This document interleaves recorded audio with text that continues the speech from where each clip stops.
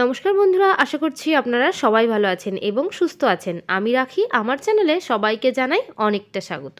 তো বন্ধুরা, আজও নিয়ে চলে এসেছি এমন কিছু গুরুত্বপূর্ণ টিপস। তো এই সমস্ত টিপস মেনে যদি আমরা কাজ করতে পারি, দেখবেন আমাদের কাজের ক্ষেত্রে কোনো অসুবিধাই হবে না। তাই আমি চলে এসেছি আমার প্রথম টিপসে এই ধরনের ঝুমকো যে কানের দুলগুলো আমরা কিন্তু পরতে অনেকে পছন্দ করি খুব বেশি। এ ধরনের ভারী ভারী যে কানের কেনা দুলগুলো পরলে কি হয়, অনেকের কানের মধ্যে না ইনফেকশন হয়। কারণ এই কানের এই গুজিটা যখনই কানের মধ্যে পড়লে দেখবেন কান ইনফেকশন হয়, কান পেকে যায়, ফুলে যায়, ব্যথা হয়, নানান কারণ হয়। তো নানান সমস্যার জন্য আমরা কি করতে পারি? তাই বলে কানে সমস্যা হয় বলে আমরা যে কানের দুল পরবো না, ভারী ভারী কানের দুল, সেটা তো হয় না। তো আমরা যখনই দেখবেন যাদের কানে এই ধরনের প্রবলেম হচ্ছে, তারা কেনা কোনো কানের দুল পরার আগেই একটু এই ধরনের ট্রান্সপারেন্ট নেল পলিশ দিয়ে গুজিতে একটু কোটিং করে নেবেন। কোটিং করার 1 সেকেন্ডের মধ্যেই দেখবেন শুকিয়ে যাবে। 1-2 সেকেন্ড পরে এটাকে আবার গুজি দিয়ে কানে পরে নেবেন। তাহলে দেখবেন ভালো করে শুকিয়ে যাওয়ার পর যদি আপনারা পরেন, তাহলে গুজির মধ্যে যেহেতু নেল পলিশের একটা কোটিং আছে, এই জন্য কানে পরলে কখনোই কিন্তু কানের মধ্যে ইনফেকশন হবে না, কান পচবে না, পাকবে না, পুজ হবে না, কোনো সমস্যার মধ্যেই আর পড়তে হবে না। তো বন্ধুরা, আশা করছি টিপসটা অনেকটা কাজে আসবে। চলে এসেছি পরবর্তী টিপসে। আমরা মেয়েরা নেল পলিশ পরতে খুবই পছন্দ করি। এই জন্য বিভিন্ন কালারের নেল পলিশ আমাদের বাড়িতে আমরা আনার পর অনেকটা পরিমাণ যখন নেল পলিশ থাকে, তো তখন না একটা পরতে আর একটা কখন পরবো এই করতে করতে অনেকটা নেল পলিশ শুকিয়ে যায়, মানে অনেকটা থিক হয়ে যায় ভেতরে। আমরা সেই নেল পলিশ যদি কখনো পরি, নেল পলিশটা পরার পর দেখবেন অনেকটা গাঢ় হয়ে থাকার কারণে শোকায় না, অনেকটা দেরি হয়। তো এখানে ওখানে হাত লাগলেই সে নেল পলিশটা পুরো ঘেঁচে যায়। তো এই যে একটা নেল পলিশটা নড়ে নষ্ট হয়ে যায়, সমস্যার কারণ কি, নেল পলিশটা শুকিয়ে যাচ্ছে, গাঢ় হয়ে যাচ্ছে। তো তার জন্য যে একেবারে ওর ন্যাচারাল যে ফর্মে থাকে, পাতলা ফর্মে থাকে নেল পলিশটা, সেইটা কিভাবে করবেন? তো আমাদের প্রত্যেকটা মেয়ের কাছেই নেল পলিশ যাদের আছে, নেল পলিশ রিমুভারও আছে। সেই রিমুভার 1 থেকে 2 ফোঁটা রিমুভার নেল পলিশের মধ্যে যদি দিয়ে দিতে পারেন, দেওয়ার পর এটাকে কি করবেন, নেল পলিশের ঢাকনাটা আটকে একটু ঝাঁকিয়ে নেবেন, দুটো হাতের মধ্যে দিয়ে গোল গোল করে ঘুরিয়ে নেবেন। তো এইভাবে ঘুরিয়ে নিলে কি হবে, নেল পলিশটা যে গাঢ় হয়ে গেছে না, সে গাঢ় নেল পলিশটাও কিন্তু পাতলা হয়ে যাবে, একদম আগের মতো নেল পলিশ ফিরে পাবেন। অনেকটা দিন বাদে বাদে পরার কারণেই এই সমস্যাটা কিন্তু হয়, কারণ নেল পলিশ তো অনেক দিন পর্যন্ত থাকে না। এনে যদি আপনারা অনেক দিন করে রেখে দেন, সেক্ষেত্রে শুকিয়ে তো যাবেই। তাই মাঝে মাঝে একটু যদি এর মধ্যে নেল রিমুভার দিয়ে দেন, তাহলেই দেখবেন নেল পলিশ শুকিয়ে যাওয়ার যে গাঢ় হয়ে যাওয়ার একটা সমস্যা, সেই সমস্যার মধ্যেই আপনাদের আর পড়তে হবে না। দেখতে পাচ্ছেন কতটা পাতলা হয়েছে, খুব সহজে কিন্তু আমি নেল পলিশের উপর পরে নিতে পারছি। তো আশা করছি বন্ধুরা এই টিপসটাও আপনাদের অনেকটা কাজে আসবে। তো আমি চলে যাব পরবর্তী টিপসে এখানে একটা পেঁয়াজ নিয়ে নিয়েছি। তো বন্ধুরা, বাজার থেকে দেখবেন মাঝে মাঝে অনেকটা বড় সাইজের পেঁয়াজ চলে আসে। এবার আমরা যে রেসিপিতে পেঁয়াজগুলো ইউজ করব, অনেক সময় কি হয়, পেঁয়াজটা আমরা কেটে হাফ পেঁয়াজ আমাদের কাজে লাগে, আর যে হাফ পেঁয়াজ পড়ে থাকে সেটাকে কি করব? বাইরে যদি রেখে দিই, সেক্ষেত্রে পোকামাকড় নোংরা পড়ে, সেটাকে আর ইউজ করতে ইচ্ছা করে না। যদি ফ্রিজে রেখে দিই, সেক্ষেত্রে ফ্রিজের মধ্যে পুরো বাজে একটা পেঁয়াজের গন্ধ হয়ে যায়। তো যেখানেই রাখবো সেখানে সমস্যা। তার জন্য কি পেঁয়াজটা নষ্ট করতে হবে? কখনোই নয়। তার জন্য কি করবেন, যে পেঁয়াজটাকে আপনারা ব্যবহার করেছেন আর যেটাকে রেখে দেবেন, ফ্রিজের মধ্যেই রাখতে পারবেন, কোনো গন্ধ হবে না, কিছুই হবে না। তার জন্য প্রয়োজন হবে একটু সর্ষের তেল। তো সামান্য একটু সর্ষের তেল হাতের মধ্যে একটু ঢেলে নেবেন। 1-2 ফোঁটা সর্ষের তেল হাতের মধ্যে ঢেলে আপনারা যদি সেই পেঁয়াজের উপরে লাগিয়ে রাখতে পারেন, বন্ধুরা, পেঁয়াজের উপরে লাগালে দেখবেন, এইবার এই পেঁয়াজটাকে একটা বাটিতে করে বাটির মধ্যে উবুর করে রাখবেন। রাখার পর সেই বাটিটাকে ফ্রিজে রেখে দেন, তাহলে কিন্তু আর কিছুই হবে না। ফ্রিজের মধ্যে পেঁয়াজের যে একটা বাজে গন্ধ আসে, সেই গন্ধটাও আর আসবে না। বন্ধুরা, আশা করছি এই টিপসটাও আপনাদের কিন্তু দারুণ কাজে আসবে। ভালো লাগলে কমেন্ট করতে কিন্তু একদম ভুলবেন না। চলে যাব পরবর্তী টিপসে।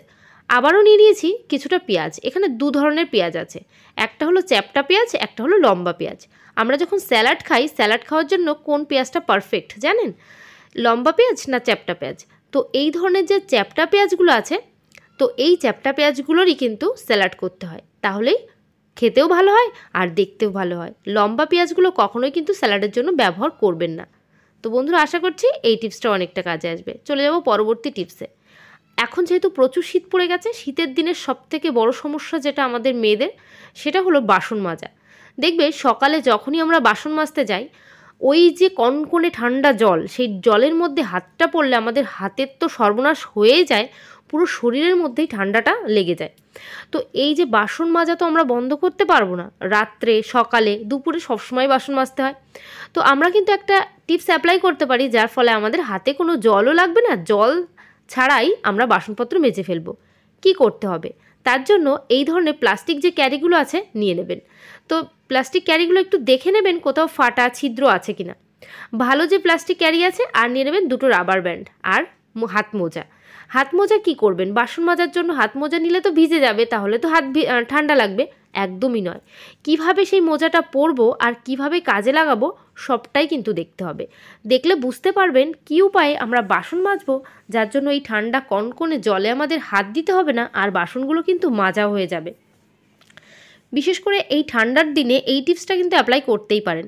হাত মোজাটা পরে নিয়েছি, এইবার যে প্লাস্টিক ক্যারিটা নিয়েছি সেটাকে এইভাবে চুড়ির মধ্যে, শাখার মধ্যে যে যেটা পরেন তার মধ্যে এইভাবে ভরে নেবেন। ভরে একটু টেনে নিলেন, টানার পর একটা নিয়ে নেবেন রাবার ব্যান্ড। রাবার ব্যান্ডের সাহায্যে ঠিক যেখানে চুড়িটা আছে এই জায়গাটায় প্লাস্টিকটাকে আটকে দেবেন। তাহলে প্লাস্টিকের মধ্যে কিন্তু কখনোই জল যাবে না। বন্ধুরা, আপনারা হয়তো বলতেই পারেন এর জন্য প্লাস্টিক কেন পরছি, হাত মোজা তো পরতেই পারি। হ্যাঁ, অবশ্যই পরতে পারি, কিন্তু সবাই তো আর হাত মোজা কিনতে পারে না, আর কিনে বাড়িতে অনেকে রাখেও না।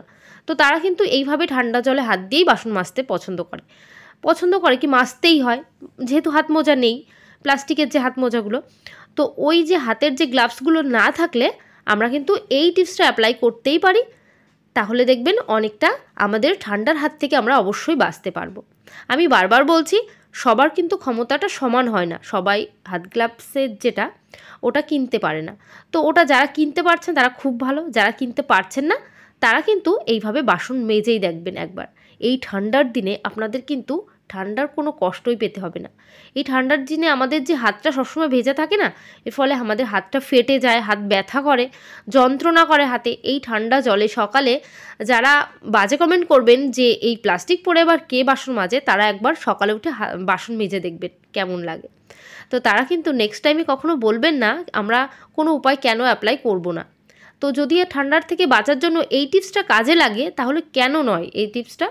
তো বন্ধুরা, এইভাবে বাসনগুলো মাজার পর দেখবেন আমি বাসনটা ধুয়েও ফেলবো, কিন্তু আমার হাত একটা ফোঁটা পর্যন্ত জল লাগবে না। জলে হাত না লাগিয়েই বাসনগুলো খুব সহজে আমরা মেজে ফেলতে পারবো। তো আশা করছি বন্ধুরা আমার এই টিপসটা আপনাদের কিন্তু অনেকটা কাজে আসবে। ভিডিওটা একটু দেখবেন লক্ষ্য করে, দেখার পর কিভাবে আমি কাজটা করলাম সেটাও খেয়াল করবেন। আর সম্পূর্ণ ভিডিওটা দেখার জন্য অনুরোধ রইল, একদমই স্কিপ করবেন না। স্কিপ করলে কিন্তু বুঝতে পারবেন না কিভাবে আমরা হাত মোজাটা পরেছি, আর তার উপর প্লাস্টিক ক্যারিটাও কিভাবে জড়িয়ে নিয়েছি।